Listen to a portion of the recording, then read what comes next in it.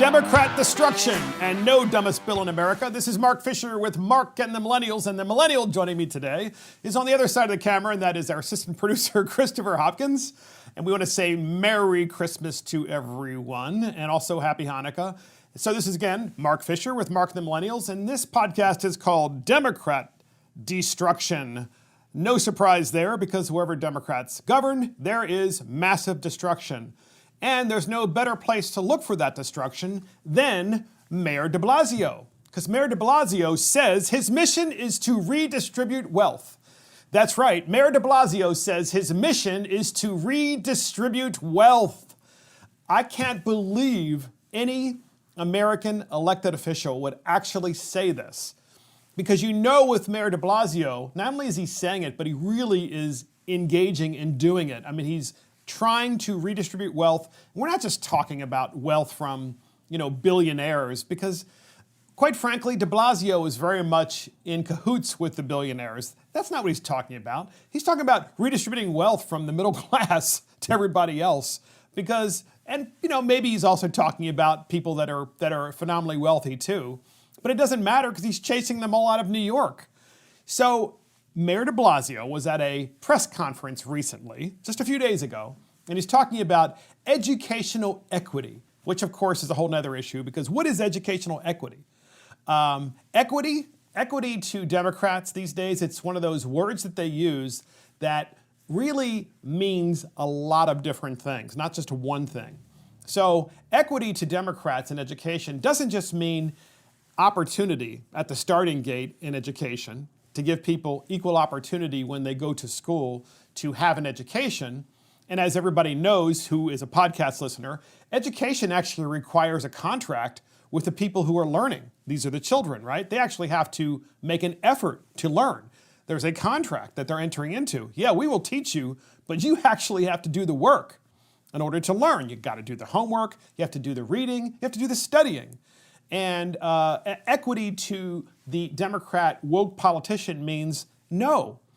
You actually don't have to do the work because the outcomes should always be the same. So if you have people in your classroom who are doing extraordinarily well, and they're very bright, many of them just naturally bright, but many others who are actually doing the work and keeping up with the work, and they're excelling, they have to be pulled back, because equity means you can't get ahead of anyone else based on merit. And that is the modern Democrat definition of equity in education. It's really what they're talking about. It means so many different things. What it really means is wealth redistribution. So Mayor DeBlasio is in a press conference, and he's talking primarily about educational issues in New York City. Why? Because New York City closed down all the public schools, and kids are still learning remotely, which means they're not learning. Let's face it. Are you learning some things? Yeah. Are you learning what you should be learning in the classroom? Because in the classroom, you can actually truly interact with human beings in a much more direct way, in a much more helpful way. You can't do that so much on Zoom classes. It just doesn't work. So DeBlasio is saying, well, we don't have enough equity in public education. And he's using COVID as an excuse for socialism, for Marxism. And with DeBlasio, he doesn't even care. He just literally says it. He says it outright. We have a clip of Mayor DeBlasio saying his mission is to redistribute wealth. You can't believe it. We have that clip, and here it is. Where if you're talking about the problems of disparity, if you're talking about structural racism, certainly policing is not the only area to talk about. There are many areas to talk about, and education must be front and center. There has been so much that needed to be addressed in education in New York City. And from the beginning, what I tried to focus on was a very simple concept, equity and excellence, that we needed to profoundly change the distribution of resources. I like to say very bluntly, our mission is to redistribute wealth. A lot of people bristle at that phrase. That is, in fact, the phrase we need to use. So he admits it. We need to redistribute wealth, says Mayor DeBlasio in an education press conference. He says we need to redistribute wealth. So they're using public education to try to convince people that there needs to be wealth redistribution. And if Mayor DeBlasio were really concerned about public education in New York City, and he was really concerned about people falling behind because they were learning via Zoom, then you know what he would do? He would let kids have school vouchers so their parents could send them to private schools because, oh, by the way, the private schools are open. They're open. It's the public schools who are closed because of the teachers' unions and because of the payola between those thugs in the teachers' unions. Yes, you heard me say that. Thugs in the teachers' unions. Not the teachers, by the way, because I know that someone's going to try to call me out on this. The rank and file teachers, generally speaking, are fantastic, right? We know that. We all know that. But the people who run the teachers' unions, the operatives, those are thugs because their job is to basically take as much money as the public till as possible and redistribute that money to the teachers rather than focus on public education. Why do we know this? We know this because they have been lobbying like crazy to keep schools closed across America. In every single major city, schools are closed because of the teachers' unions. It's not what the parents want. And of course, in Florida, as everybody knows, in Florida, they've got a hybrid model, right? You can go to school 5 days a week in class, or if you so choose, you can stay home and learn by Zoom. But as Governor DeSantis says in Florida, hey, if you're learning from home and you're falling behind, we're going to notify your parents that it's just not working out, and they need to know that it's not working out because more than likely you are falling behind. So that's not enough in New York City. Not only is that happening with the redistribution of wealth and equity in education, according to Mayor DeBlasio, but he also says Black Lives Matter. We also have a Black Lives Matter resolution which passes in New York City schools. So this is WABC 77 Talk Radio. They have an article that's out, and it says, in New York, after 3 years, the Black Lives Matter It's School resolution has passed, and the initiative will be implemented in New York City public schools. In other words, they're going to implement this as curriculum, Black Lives Matter, in New York City public schools. More UFT, UFT, which is the Movement of Rank and File Educators Health Justice Working Group of the United Federation of Teachers Union in New York City, quite a mouthful, announced the initiative in a tweet Wednesday. It's unclear when this will be implemented. WABC radio host Rich Valdez had strong words for the resolution's passage. This flies in the face of Americanism, inclusion, and the unity by promoting the plight of one racial group over others. Valdez, who is Latino and a member of President Trump's National Diversity Coalition, added, per their Black Lives Matter website, BLM's own adherence to Marxist principles are incongruent with most Americans. Yeah, exactly. But nonetheless, Black Lives Matter resolution passes with the teachers union in New York City schools, and they're going to turn it into curriculum. In other words, they're going to teach your children the Mayor DeBlasio version of equity and equality, which means redistribution of wealth, which means Marxism, Leninism, which means socialism. And they're going to say to you, well, the reason little Johnny is not doing well in public school isn't because of merit, isn't because of the less effort that Johnny's putting in relative to the other students. It's because of the color of his skin. Folks, this is exactly what's wrong with the BLM movement. This is exactly what's wrong with the entire Democrat Party. Everything always comes down to race rather than effort, rather than motivation, rather than, and don't call me out on this, don't say, oh, are you saying that one race isn't? No, I'm not saying that one race isn't motivated versus another. The opposite. I'm saying it's about the individual. It's about the individual putting the work in and actually being responsible for what they do and for their own behavior. And everybody knows it, right? But no one wants to talk about it, because if you do talk about it today in America and you are working for a large corporation, you could actually get fired. You could actually get fired. You could actually get fired to the teachers union now by the public school system for basically saying, no, I think BLM is Marxist and it's not really a real curriculum, because it's not a real curriculum. It's a religion. That's really what it is. So way to go, Mayor DeBlasio, with your redistribution of wealth. How's that working as New York City completely and utterly falls apart with your governorship of the city, of your mayorship of the city? Just a disaster. And that's Mayor DeBlasio says his mission is to redistribute wealth. Next up, we have New York City restaurant owners ban Governor Cuomo from entering. Let me say, the New York City restaurant owners are banning Governor Cuomo from entering their restaurants. So listen to this, podcast listeners. Struggling restaurant owners citywide are permanently banning New York State Governor Andrew Cuomo from setting foot into their establishments. And that's because Governor Cuomo has shut down indoor dining all the way through Christmas and all the way through New Year's. I mean, if you're a restaurant owner, and if you know anything about restaurants, and if you know anything about the way that you kind of live your own life, when do you go into restaurants? During the holidays.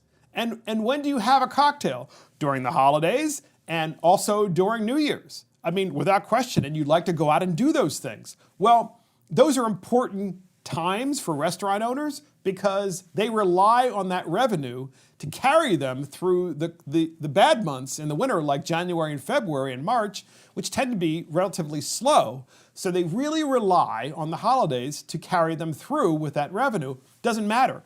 New York City Governor Andrew Cuomo has shut down indoor dining, so the restaurant owners are saying, fine, you're not coming to our restaurants anyway, including when the indoor dining ban is lifted. And that also includes outdoor dining, because you can still dine outdoors in New York at these restaurants, but they're saying, we're not going to serve Governor Cuomo. You aren't welcome. So half of New York City bars and restaurants may close for good due to the despotic pandemic rules by state leaders. 9 out of 10 restaurants in New York City can't pay the full rent because of these stupid policies. According to bar owner Larry Baird, he could eat at some crappy roadside diner outside of Albany, but he will not be served anywhere in New York City, known universally as the world's greatest dining destination. If he has to use the restroom, he can go pee on the street corner. That's what he wants anyway, right? This is according to Larry Bird. Of course, he's obviously being very sarcastic. Former lifelong Coney Island resident Val Torres said that he's finally moving to Florida. It's 70 degrees every day. My Coney Island childhood friends have all retired to Florida now. All the restaurants and bars are open, and the grannies are still living in Florida, according to former Coney Island resident. So many members of the Facebook group New York City Restaurants open applaud the executive order banning Cuomo from being served at New York City establishments. One member stated, completely schizophrenic behavior. How are they coming up with these rules is beyond any logical reason. And so here's CBS 2 in New York City. Here's CBS 2 in New York City. And they're talking about this ban. It's pretty funny. And here it is. Well, indoor dining is now banned in New York City. And with the pending snowstorm suspending outdoor dining, restaurant owners and workers say they may not be able to hang on. They're calling for help. So that actually wasn't the funny video. We have 3 videos total. The third one is the funny one of how New York City restaurants are using classic New York humor and New York City humor of fighting back. And so listen to the number of businesses that have closed in New York City. We have this clip also from CBS 2 in New York City. Here's the clip. Nearly 6,000 businesses have already closed since the beginning of the pandemic, and just this week, more setbacks for those that remain open. Indoor dining has been suspended for at least 2 weeks, and due to the oncoming winter storm, so has outdoor dining on Wednesday. Some establishments, including the Carnegie Club in Midtown, have chosen to shut down temporarily and reopen once the pandemic is over. Others, facing so many restrictions, have given up and called it quits completely. So the reason why we're playing that for you is because first, of course, the governor of New York shuts down indoor dining and says you have to eat outside. Of course, it's freezing cold outside. And then a snowstorm comes. And so then the restaurant owners are going, well, wait a minute. We can't do indoor dining because that's banned. We spent all this money outside for outdoor dining. But now we can't even have outdoor dining because you're telling us to remove all of our equipment because when it snows with a major snowstorm, these snow plows are going to come by and they're going to knock all of our equipment over or destroy it, potentially. So they can't even do outdoor dining because of the idiocy of government. I mean, you wonder why so many people are leaving New York City. Apparently, it's in the hundreds of thousands of people who have permanently left New York City. And I know some will say, oh, no, they will eventually move back. I'm not sure they will. I'm not sure these people will actually move back, because how many years do you think it will take for New York to return back to normal, to return back to the vibrant city that it once was? And this is largely due to not the pandemic, but to the governance, right? Between DeBlasio and Cuomo, I mean, they're just a complete cluster. So how do the restaurants respond to the indoor dining ban and the outdoor disaster with the snowstorm? Well, one New York City restaurant decided to make fun of the indoor ban, and we have a clip on that, and here it is. Excuse me, sir. Here's your pasta. Thank you very much, sir. Enjoy. Some new video tonight of just a few restaurants in the city who mocked Governor Cuomo's indoor dining ban with meals outside during the storm. Employees at Trattoria Incontro in Astoria held a staff dinner al fresco, even proposing a toast as heavy snow fell Wednesday night. And they weren't alone. Patrizia's in Kips Bay hosted a curbside dinner for one with a few inches of snow on the ground. Always in the mood for pasta, even out in the snow. I don't know about you. So that's the restaurant responding and mocking all of these ridiculous rules by serving food outside to the owners of the restaurant while it's snowing, snow on the ground. And here they are sitting, outside, acting like they're really enjoying this while it's freezing outside, drinking wine and eating food, Italian food, just hysterically funny. Because that's the New York humor, right? You just make fun of how stupid government is and the everyday life that the government is making miserable unnecessarily. Because once again, podcast listeners, if you don't want to go out to a restaurant because you are so afraid and so terrified about getting COVID, then don't go. We've said this so many times in this podcast. Yet government doesn't seem to understand the fact that the average American knows the risks. They know all the risks. And if they think that the risk is too high for them to go inside of a restaurant or a bar, then once again, you do not have to go there. But that's not the way Democrats run things, right? Democrats like to have edicts. They have an edict. You must all shut down because we say so. And you must eat only outside in the 25-degree weather. And oh, by the way, now that it's snowing, move all of your stuff off of the sidewalk and off of the street because the plows are going to come through. And the plows are going to, just take out all of your equipment and all of your investment outside. It's just absurd. It's absurd. And so that's New York City restaurant owners ban Governor Cuomo from dining in their restaurants. Next up, podcast listeners, we have Biden calls Stacey Abrams a hero. That's right. Joe Biden calls Stacey Abrams a hero. So Stacey Abrams, as you know, she ran for governor of Georgia and lost. She lost against Kemp, and then basically said that no, she didn't actually lose. There was massive cheating, and that is the reason why. And also, of course, she was race baiting too when she lost by saying that people were denied they were denied going to the polls. They were told that polls were closed early. They were told that the lines were too long. I mean, all of it was nonsense, absolute nonsense. So what Stacey Abrams did was she worked very hard through lawsuits in Georgia to make sure that everybody was mailed a ballot and that they got rid of the checking of signatures, right? So there wasn't signature matching. They just counted the ballots. And so it wreaked havoc on the presidential election. And as a result of Joe Biden winning Georgia, that really very easily put him over the top as president-elect, and it did because, Republicans kind of have to win Georgia, in order to be able to win the Electoral College. And so Biden goes to Georgia, and he's campaigning for the two incredibly progressive, far-left Democrat senators who are running in the election that's going to be held on January 5th. So Biden goes there and campaigns on their behalf, and he does another one of those, honking things, where you go outside and you speak and everybody's inside their car and they beep the horn when they all 10 cars that were there. So Joe Biden is there and he calls Stacey Abrams a hero. We're going to talk about that in a minute, but first of all, we have a clip, and here it is. Stacey, if we had 10 of you, we could rule the whole world. God love you. You're doing an incredible job. And here, is there anyone in America who has done more to protect the right to vote in this election? Is there anyone who's done more to make sure the voice of every Georgian is heard?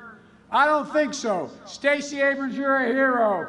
You're the one that got this going. See, you hear like all 10 cars, beep, beep, beep, beep.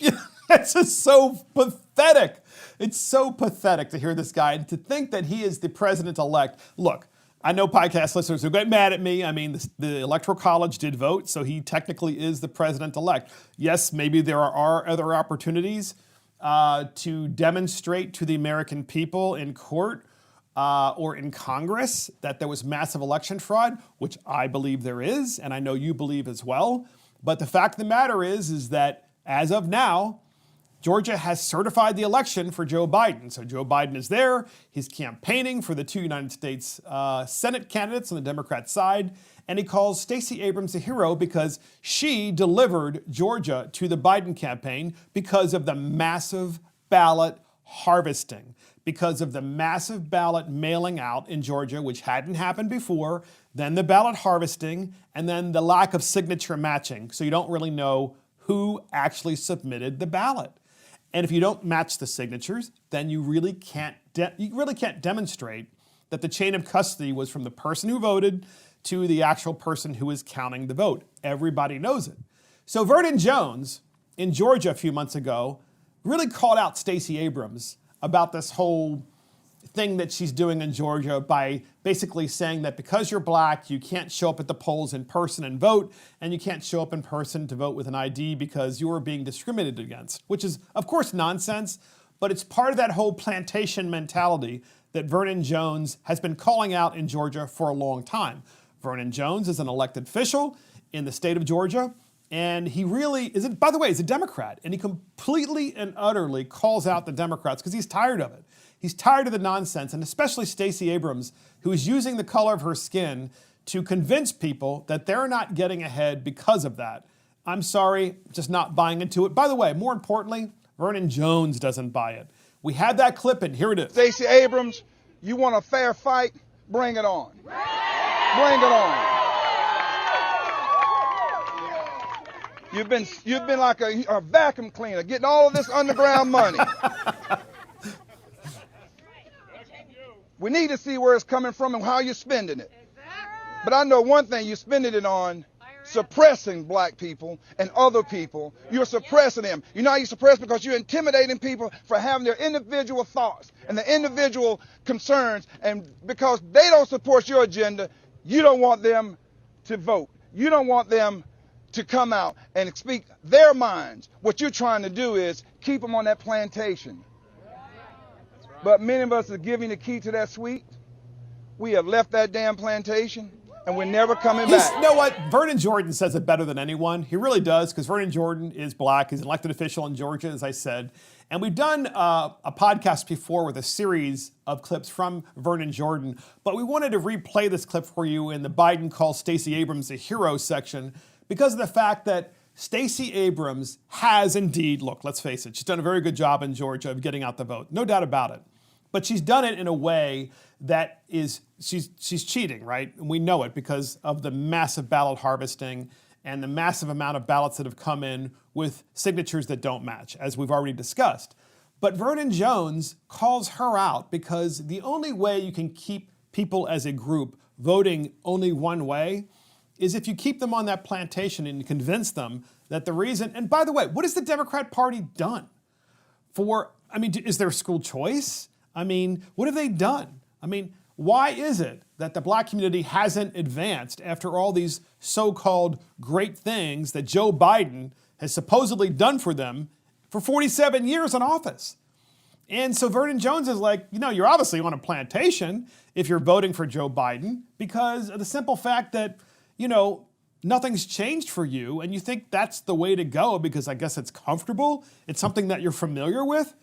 Nonetheless, that's Biden calls Stacey Abrams a hero. So next up, podcast listeners, we have Disney's Bob Iger may become ambassador to China. That's right, Disney's Bob Iger may become ambassador to China. Yes, we know his name is Bob Iger, but we're going to call him Bob Iger. And there's a reason why we're going to call him Bob Iger, and we are going to explain. So, Joe Biden has discussed with Bob Iger, he's the chairman of the board of the Walt Disney Company. Joe Biden has discussed with Bob Iger, the idea that, Bob Iger might become the new U.S. ambassador to China. So in the Wall Street Journal, I'm going to just read a couple of paragraphs about this, and we're going to set it up for you. So Walt Disney Company executive chairman Robert Iger has told people close to the incoming Biden administration that he would be interested in serving as U.S. ambassador to China, according to people familiar with the matter. Mr. Iger, who served as Disney's CEO for 15 years until being named executive chairman of the board early this year, would be an unorthodox choice for a posting that typically goes to governors or senators. Lawmakers on both sides of the aisle have criticized Disney's dealings in China or have questioned whether President-elect Joe Biden would be sufficiently tough on Beijing. So his possible appointment may draw political backlash. In recent weeks, high-dollar donors have begun to quietly discuss ambassadorships with Joe Biden's transition team. Though they have been told cabinet positions are the current focus, people familiar with the discussion said Mr. Iger has been a supporter of Mr. Biden's and has a long-running relationship with China's President Xi Jinping. Mr. Biden has announced plans to nominate one ambassador to date, Linda Thomas Greenfield, for ambassador to the United Nations. The most highly prized ambassadorships are expected to go to people who have been with Joe forever, said a person familiar with the discussion. So Bob Iger has a long personal relationship with the president of China, Xi Jinping. And so therefore, Bob Iger, between that relationship and between the amount of money that he has given to Joe Biden, makes him one of the top people out there, one of the top choices to become the United States ambassador to China. But we're going to call Disney's Bob Iger Bob Uyghur because good old Bob Iger Disney filmed Mulan a couple of years ago, but it was only just released a few months ago. So Mulan is initially, I guess it was what, Chris? It wasn't Mulan, it was a animated show. And now they made Mulan into a motion picture that was just released a few months ago. So here's the storyline of Mulan. It's released by Disney a couple of months ago. When the Emperor of China issues a decree that one man per family must serve in the imperial army to defend the country from northern invaders, Hua Mulan, the eldest daughter of an honored warrior, steps in to take the place of her ailing father. Masquerading as a man, she is tested every step of the way and must harness her inner strength and embrace her true potential. It is an epic journey that will transform her into an honored warrior and earn her the respect of a grateful nation and a proud father. Okay, so that's Mulan. Why does it matter? Well, because it was shot in New Zealand, but also in the Xinjiang province in China, where there are the Uyghur Muslim minorities, right? So you have at least 1 million Uyghur Muslims who are in concentration camps in China. And Disney shot this movie in the Xinjiang region where they have these concentration camps, and that's exactly what they are. China calls them re-education camps. That's the traditional communist term for putting people in prison and trying to brainwash them into thinking only the communist way. But they do it by force, and they also do it by using torture. And so Mulan was shot in that area of China, and Disney had no problems with it, right? No problems with that whatsoever. They never talked about it. Instead, they shoot a movie that basically glorifies China and makes China look like this wonderful place where women have so many opportunities, especially this woman, Mulan, who goes and tries to act like a man and goes and fights for the army against the northern invaders of China. In other words, really building up China. And that's the whole Disney thing, right? It's all about money in big corporate America, and this is all by Iger, right? And if that weren't enough, Bob Iger and Disney, they gave $5 million to Black Lives Matter. Isn't that interesting? So Disney gave $5 million to Black Lives Matter, and here's what it says in Fortune magazine. Disney made a $5 million pledge to nonprofit social justice organizations on Wednesday as demonstrations over the police killing of George Floyd continued across the country. Civil rights organizations, the NAACP, will receive $2 million of the total pledge.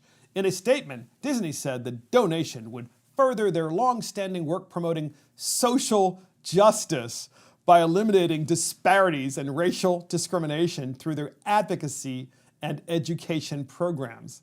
Disney did not identify the other nonprofits that would stand to receive the remaining $3 million, but the organizations would be those that advance social justice. The killing of George Floyd has forced our nation to once again confront the long history of injustice that black people in America have suffered, and it is critical that we stand together, speak out, and do everything in our power to ensure the acts of racism and violence are never tolerated, Bob Chapek said, chief executive of Walt Disney Corporation, in a statement. So think about this, podcast listeners. You have Bob Iger, who is the CEO and he's the chairman of the board of Disney, and you have Bob Chapek, who is the chief executive officer of Disney.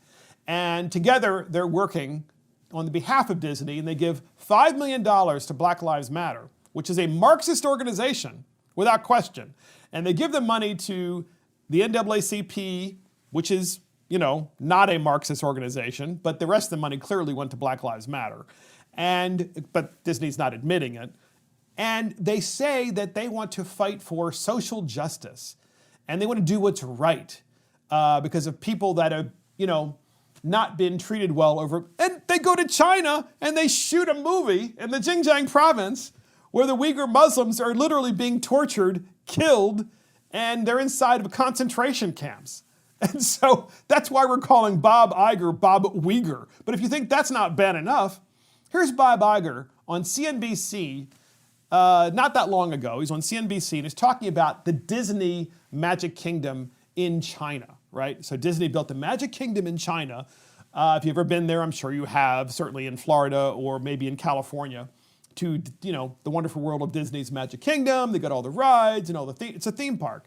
So Disney built a theme park in China, and here's Bob Iger describing what they did in China. We have that clip in. Here it is. Architecture that is sort of old Shanghai architecture. When people see it, I recognize that. I like that. So there's a tremendous amount here that is very distinctly Chinese. And we're not expecting people to come in and say, wow, that's very Chinese. We're expecting to leave with the sense that they experienced something that was very much Disney, but very much felt like theirs, very much felt like home. Yes, so that's Bob Iger saying they built a theme park in China, and he wanted people to feel like they were at home. He wanted to put lots of Chinese flair and Chinese historical thing. Obviously, they were all approved by President Xi, right? Because in China, you can't be free to open up a theme park that in any way, shape, or form does not follow the communist government's dictates. So Bob Iger is close to President Xi, because how else did he, as the former CEO of Disney and now the chairman of the board, get the theme park into, of course, China? And then films Mulan, right, in China, in the Xinjiang province, and then basically says, well, he's really woke because he's giving money to Black Lives Matter, but he doesn't care. Which, by the way, is one thing, but then he doesn't care and looks the other way when people are in concentration camps, the Uyghur Muslims, at least 1 million of them. So here's an article. I just want to read real briefly a part of it, and it's the AP. Disney criticized for filming Mulan in China's Xinjiang province, and it says the following. Disney is under fire for filming part of its live-action reboot Mulan in Xinjiang, the region in China where the government has been accused of human rights abuses against the Uyghur Muslims and other predominantly Muslim minorities. The final credits in the film, which was released on Disney Plus last week and is being rolled out in several countries this month, thank propaganda departments in Xinjiang and the Public Security Bureau of Turpan, a Uyghur majority city in the region. Human rights activists and some China experts have taken no social media to condemn Disney.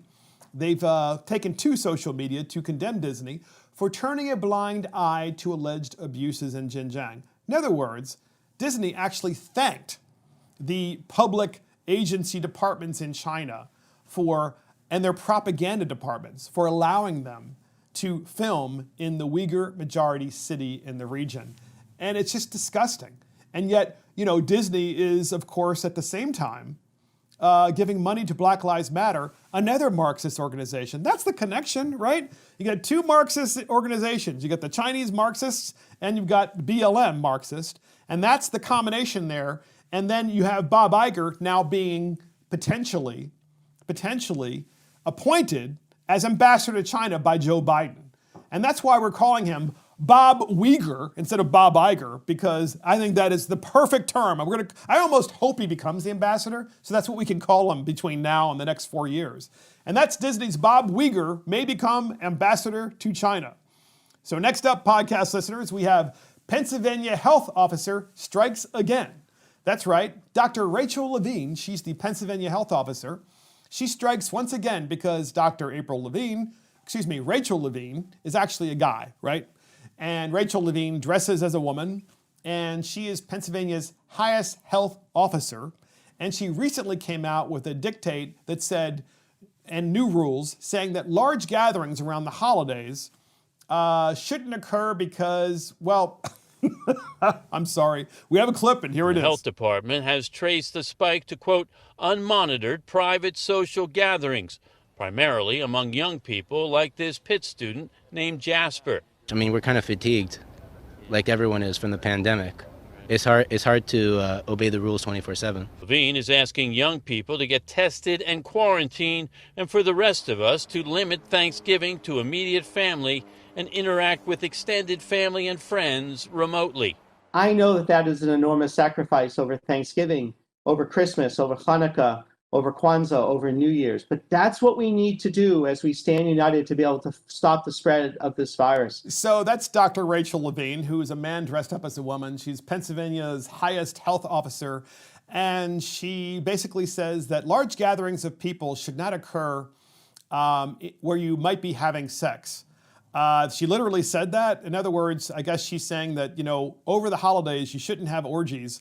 Literally, that's what she's saying. And this hit all the newspapers in Pennsylvania. And this is Pennsylvania's top health officer, right? Instead of just giving basic information and saying, hey, look, be careful, just go with your family members, wear a mask, go with people that you know, check your temperature, just common sense things. She just goes right in this direction. You should avoid large gatherings, she said, where you might be having sex. What? That's Pennsylvania. I'm looking at Chris, our assistant producer here, and he's like shaking his head. So, and that's the Pennsylvania health officer strikes again. We're not even going to add to that, okay? Because there's nothing I can add to Dr. Rachel Levine. By the way, I could add this. Isn't she the one who basically said, don't worry, your elderly parents are fine in the nursing homes, and then pulled her own mother, or his own mother, from the nursing home and brought his mother to another nursing home or to his own home because he was so concerned about the outbreak of COVID in nursing homes. So he literally told you, keep your parents in nursing homes so they can get COVID and die, but then pulls his own mother out of a nursing home because he was worried about his own mother getting COVID and dying. This is the Pennsylvania, I'm sorry, we're calling this podcast Democrat destruction. Everywhere they go, I'm serious, everywhere they go, everywhere they're in charge, they destroy and they completely don't follow any of the rules that they're setting. And it's just so darn obvious. Well, anyway, I just got to end it with that. And that's it for Mark and the Millennials. This is Mark Fisher. Thank you to Christopher Hopkins, our assistant producer. And join us next time and check us out on iTunes, Spotify, YouTube, Facebook, Twitter, Parler, Rumble, and our website. See you next time.